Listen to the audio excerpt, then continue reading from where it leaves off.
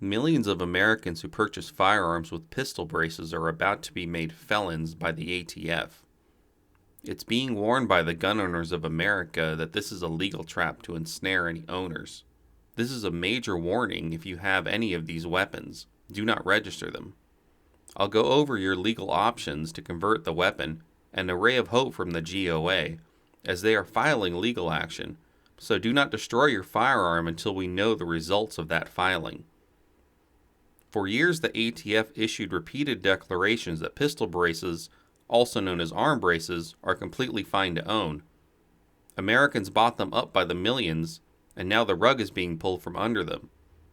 Thousands will be unaware and swept up by this rule and arrested as felons. It's not like the owners are on a mailing list and getting called by the ATF. It's very sad. They'll get a gun charge and be banned from firearm ownership. Here are your 4 fun options. Number 1. Pay $200 and register your firearm with the ATF as a short-barreled rifle. Don't.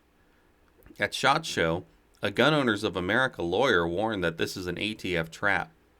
He even said it is a deliberate tactic to get you to incriminate yourself. You see, there are only 8 employees at the ATF answering these filings, but they just reject all requests to register short-barreled rifles after 88 days. At that point, you will be in violation, and they will have photographic proof along with your address. You will also be fighting in line with all the other people trying to register an SBR, which is notoriously a long process. The GOA lawyer has said he has word this is a trap to arrest law-abiding gun owners. Do not register your pistol brace firearm without first modifying it to a legal configuration.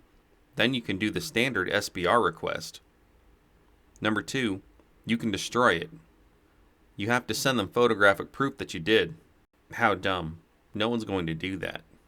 Number 3, change out the barrel. Modify the firearm so that it is no longer pistol length. Barrels are changeable on AR-15s, and you can keep the pistol brace on it. It may be hard for some people to do it. Be sure to properly tighten the barrel nut to the proper torque. You'll need an AR barrel wrench, torque wrench, and a vice grip. I'll leave a link below to how it is done. You can kind of do it without a vice grip if you have some strength. Good luck getting these parts and tools in the supply chain shortage. Act fast. You can also buy a complete 16-inch barrel upper. Be sure to get the same brand as your lower. Anyway, there is no gunsmithing required to switch out this part. Brownells and Midway are good sources. Just throw your old bolt and charging handle into it. If you have an AK-47 or other firearms that the barrel is difficult to change, you are uniquely screwed. It requires a shot piston to set a new barrel on them, and AK replacement barrels are scarce in my experience. Be sure you understand head spacing if you try it yourself. You don't want a rifle to explode on you. This includes AR-15s, even though their barrels are designed to automatically headspace. Give it to a gunsmith and pay the extra cash if you are in doubt. Number 4, you can just go turn it into the ATF. If this is your absolute last option for some reason, I would take out the bolt and any other parts you are able to. They are valuable to resell on gunbroker.com. At least make some money on your loss. Keep your AK-47 dust cover, front iron sight, furniture, trigger group, everything you can. You can even find a stripped receiver online and use these parts to save money rebuilding a new legal rifle. To be clear, it isn't going to be illegal to possess the pistol brace part itself. You could store it away if you need it for an emergency. This is a particularly disgusting ruling because many one-armed veterans and smaller stature women really rely on this design for self-defense. The ray of hope I mentioned earlier is that the GOA and others have filed lawsuits to counteract this ATF decree. The Supreme Court could easily rule in our favor. The slim right-wing majority has been systematically destroying all non-congressional rules that became law. That is why they overturned Roe v. Wade.